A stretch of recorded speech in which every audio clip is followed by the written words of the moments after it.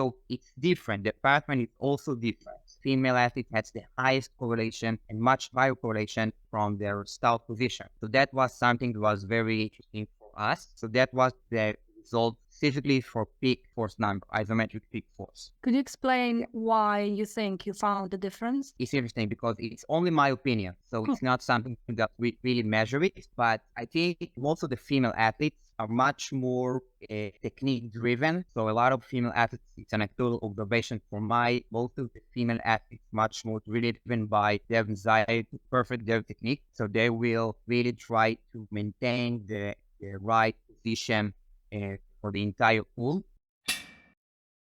Hi, Tavor. It's my pleasure to have you here at Evidence Strong Show. If you could briefly introduce yourself, that would be awesome. Hi, Alex. First, I'm very excited and very honored for this conversation. And I just want to say thank you for creating this platform. The Evidence Strong is really great. I'm using it as a weight coach, as a scientist. So yeah, I am currently a Ph.D. student, inside physiology and sports science program in Ariel University in Israel. And my Ph.D. is divided into working on sport performance, working with athletes, trying to make them better, stronger, and faster, and also understanding physiology behind training and anabolic steroids. I'm also a weightlifting coach, strength coach, and I'm the strength and condition consultant for the Israel Navy. Yeah, that's it. Awesome. Sounds super impressive. I invited you because you have authored the paper titled Comparison of Force Measures Between Start Position, Transition Phase, and Midthigh Pull with weightlifting performance during Israeli national competition. So we will be talking measuring performance in weightlifting or trying to guess it. And you run this amazing study. So let's hear more about it and let's start with the why. So what was the aim of the study and why it was needed? Yes, so the aim of it started from understanding that there is kind of a gap in scientific literature because most of the studies examining this type of topic, which is correlation between isometric force and weight performance, mostly focus on the isometric midthigh pull, which represents the power position and the start of the second pull. But if we look at the weightlifting movement, especially the pull, it's divided into three phases. We have the first pull, the transition phase, and the second pull. So right now we can understand that there is a gap. So now we have a very strong understanding on the correlation from the midthigh pull with weightlifting performance. And it's very good correlation. It's about between 0.75, 0.85, which is very strong, but it's not perfect. And we don't see the whole picture regarding the pulling movement. There is one study by Joffrey and colleagues, and they were the first one to measuring the start position, the isometric peak force from start position, and they got a much stronger correlation. Their correlation was 0.95 compared to what they found, the isometric midthigh pull, which was 0.85. So right now there is a big differences between one position to another. Our study also want to take a look on the transition phase that for our study, none of the scientific literature really addressed. And the aim was to get a much more and holistic view on the pull movement to make us better understand weightlifting performance. And also maybe we can get much more better monitoring tool to predict performance. Okay, so this is how you went to the study and now how you went about answering the question, is it possible? So all of the measure was conducted on force plate. So the athletes needed to stand on force plate. Then we took a barbell that is unmobile, which means if the athletes want to move it, they cannot. That's how we measure isometric peak force. So the start position, the barbell was located start position, which we can measure it because the diameter of the weightlifting weights is same. Measuring the transition position, the barbell was located just below the knee at the patella, and the isometric midthigh pull was located at the power position, which is the point of the barbell contact with the body. Those were the three positions that we analyzed. We measure, all of our measurement was conducted 1 week before and 1 week after the Israel Nationals, and all of the participants had to be qualified for that competition, which means they had to have certain Sinclair number to compete. And we had 30 participants, 18 from them were male and 12 were female. Awesome. Okay, so we know what you have done, who you invited. So you tested a week before and a week after. So you did these measurements on isometric pulse in 3 positions, and then to put it against the weightlifting performance, did you use totals or some tests? No, we use total. We want to see exactly their weightlifting performance, and their performance was measured at the Israel Nationals, because we want to really grasp their real and highest performance, which is you hope to be in the competition. And the Israel Nationals, it's the highest competition in Israel, so that's where most of the athletes will prepare their best. So yeah, we measure their snatch, clean and jerk, and total, and we compare it, of course, in the correlation to the 3 position that we mentioned before. All right, to the result. What have you found? Okay, so let's begin. Our hypothesis was that we will find a much greater correlation from between the start position and the transition position when we compare it to the isometric Midthigh pull, and that's really what we found. We found that the correlation between the isometric start position and the isometric transition phase was significantly higher than the one from the Midthigh pull. It was, I'll just look at the number. So it was 0.95 and again 0.95 for the isometric start position and the transition position. And from the isometric Midthigh pull, it was 0.86. That was when we analyzed all of the participants. So right now you can see there is a quite large differences. So that was kind of reassuring our hypothesis. After that, we want to analyze and want to see what's the differences of the participants by gender. We want to look at the male and the female separately. And what we saw that in the male participants, the result was very similar. The number was 0.91 and 0.91 again for the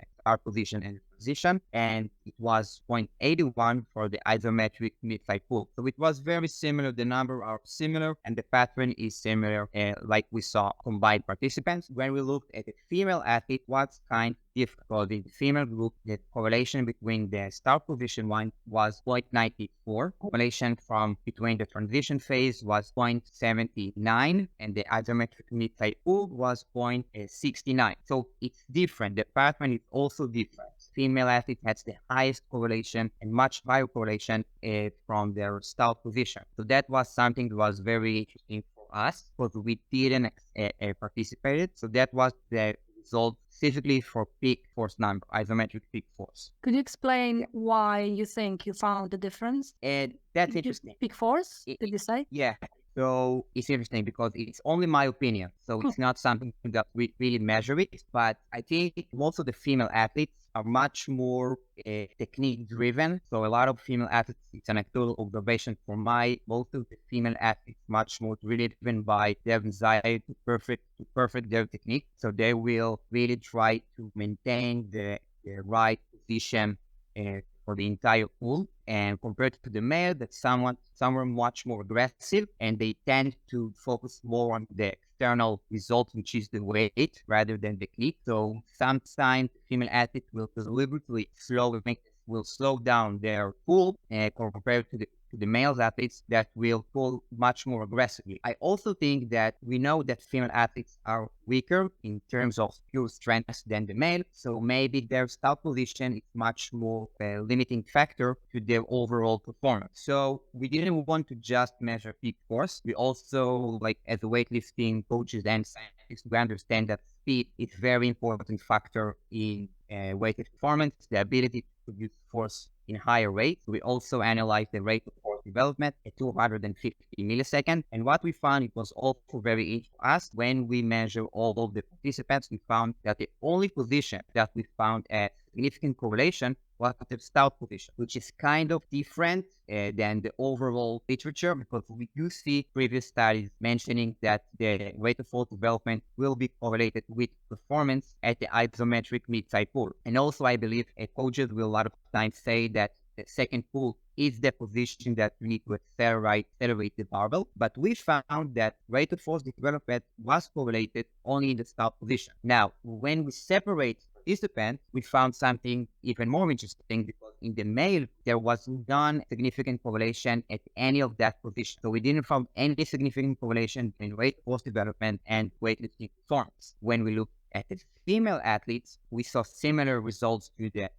total participants, and we found again that the only position that was correlated significantly with weightlifting performance was the isometric start position. And it wasn't a strong correlation, it was moderate. The number was 0.67, which is not perfect correlation, it's not very strong, but it is a significant correlation. And it's interesting, first, because only in the female we found that correlation. We didn't find it in the male group. And I think it's somewhat going against a certain belief that maybe the first pull should be deliberately slower than the other phases. And I don't think it's the right approach that we can coach the first pull. And from our study, we can see that producing a lot of force in a higher rate from the start is correlated with a weightlifting performance. Why do you think the correlation was present at first pull but was not at the power position, even though the previous research had suggested that that should be the case? Great question. I think that people need to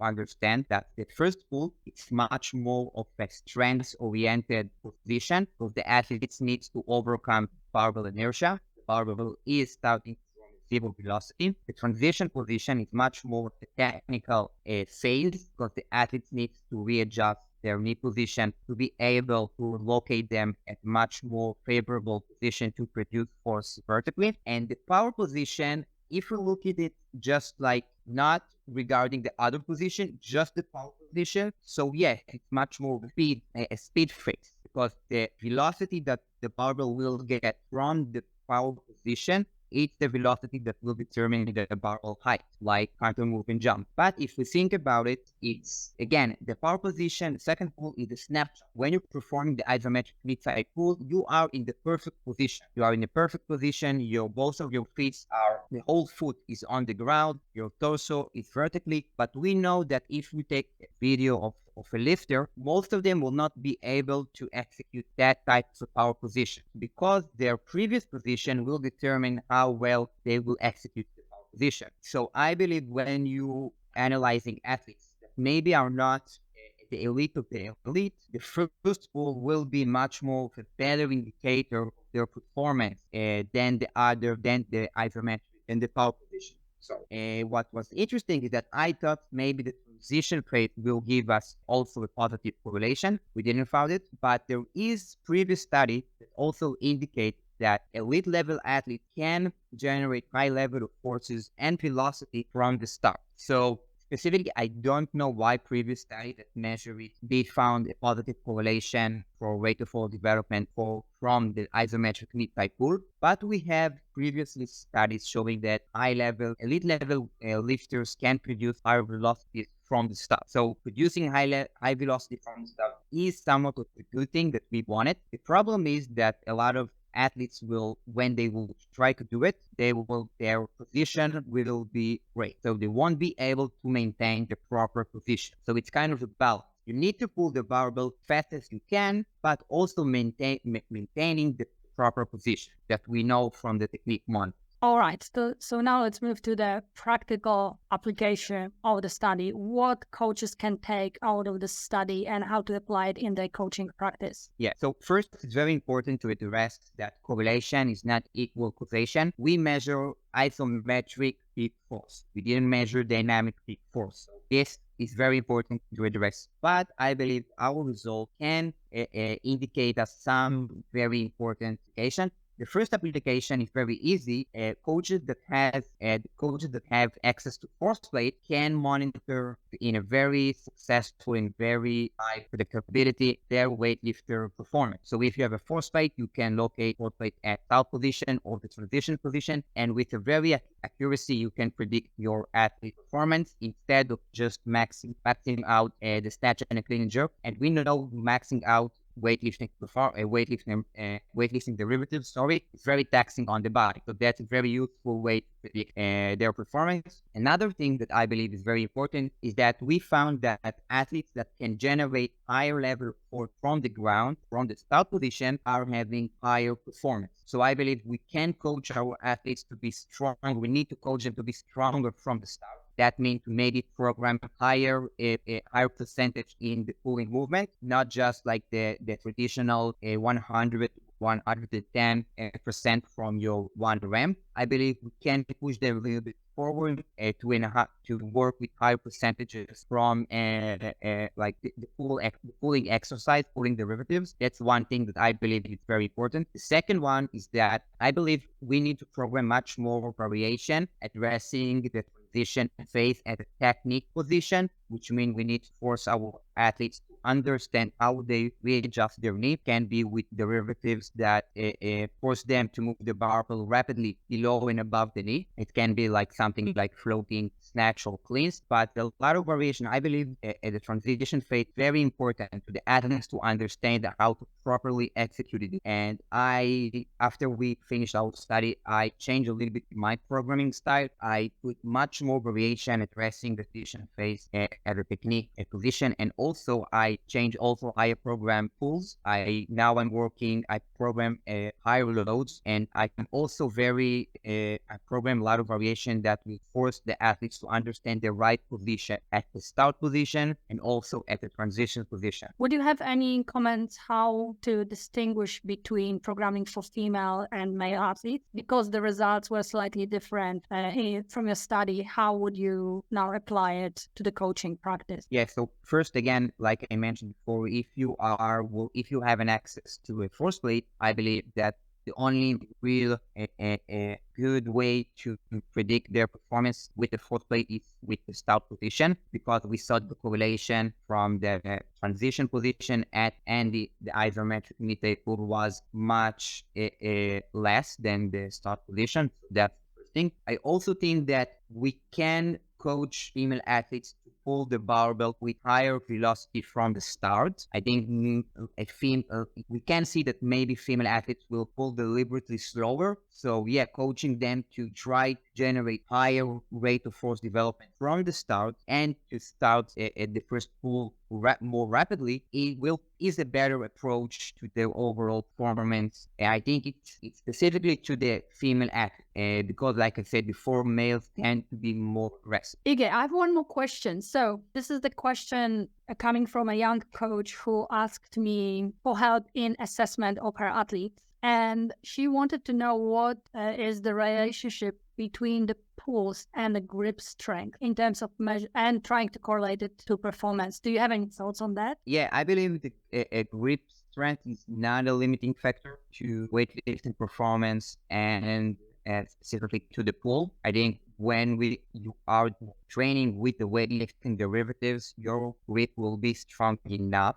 I can see someone that have maybe weak grip. That's very individualization, like approach to a specific person. And for that person, I will say firstly, maybe limiting their use of straps. So if someone has a weak grip and they're using straps all the time, so I will limiting the use of straps, especially in pulls. So most of the athletes will use straps in the pulling derivatives. So if I have an athlete with weak grip, I will tell them I will limit their use of straps in the pulling derivatives, so he will feel the barbell, the heavy barbell on the pulling derivatives. And also it can help with confidence. I use it as the confidence booster, which means if I have an athlete that's maybe lack of confidence and he is working with the pulls above his 1 rep, I will want him to work without a strap to feel the barbell, feel the specific weight of the barbell to get more confident with that specific weight, if it's answered the question. Yeah, do you measure at all grip strength with your athlete? No. I mean, I measure it sometimes for readiness, because there is, to see the fluctuation in readiness, but I'm not putting a lot of emphasis on it. I don't believe it's a strong indicator of performance, specifically weightlifting performance. Do you use any jumping as a measurement of readiness or for? Yeah, I will use the counter movement jump without the use of the hands to predict readiness. Also, we did a pilot study on the correlation between counter movement jump, drop jump with the jerk, and we did see some moderate correlation. So I also will use it. I will use chose jump height rather than peak force. If I'm measuring kind of movement jump or any other jump derivatives, I rather to use the jump height. I believe the jump height is a better indicator than the peak force, but also it can be a little bit harder to coach because athletes can cheat on their jumps. They can use a greater counter movement. They can kind of using their hand. I mean, it's when you have a standardized approach to the counter movement jump, I think it can be very, very useful tool for both readiness and to predict jump performance.